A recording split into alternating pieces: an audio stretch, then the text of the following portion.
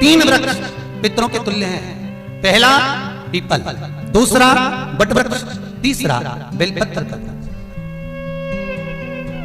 बेलपत्र का वृक्ष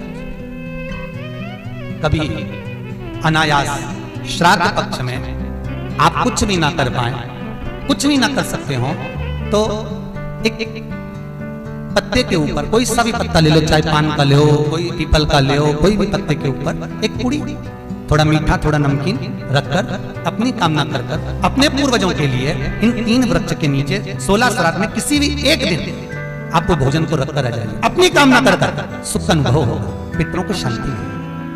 तीन वृक्ष पितरों के तुल्य हैं। तीन पक्षी पितरों के तुल्य हैं। कौवा, हंस और गरुड़। एक कौवा और एक श्वान कुत्ता, ये दो ऐसे होते हैं जिनको 20 मिनट पहले, आधे घंटे पहले, एक दिन पहले, 24 घंटे पहले, 48 घंटे पहले क्या होने वाला होता है, कौवे को और श्वान को भान हो जाता है। क्यों?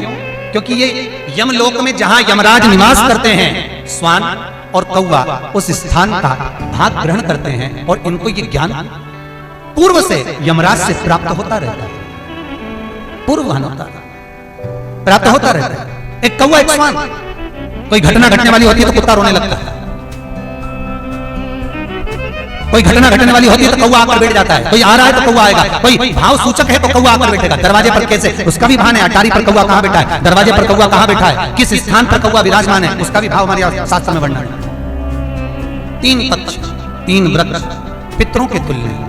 पक्षियों में कौवा, हंस और गरुड़, ये पितरों के तुल्य हैं। जो अधोगति में मर जाते हैं, जिनको पिंड नहीं मिलता, तर्पण नहीं होता, ब्राह्मण का भोज नहीं मिल पाता, जो मर जाते हैं, जिनका अंतिम संस्कार तक नहीं होता, जिनकी गति बिगड़ जाती है, ऐसे जीव कौवे के अंश में प्रकट होते हैं। जो पूर्ण फल लेकर जाते हैं, पितृलोक में जगह नहीं होती, बैकुंठ में जगह नहीं होती, कहीं अगर जगह नहीं है देवलोक में, तो इनको कौवे के अंश में, गरुड़ के अंश में या हंस के अंश में डाल दिया जाता है महाराज। फिर अगला वर्णन किया, तीन पशु, कुत्ता, गाय और हाथी, ये पितरों के तुल्य हो गए।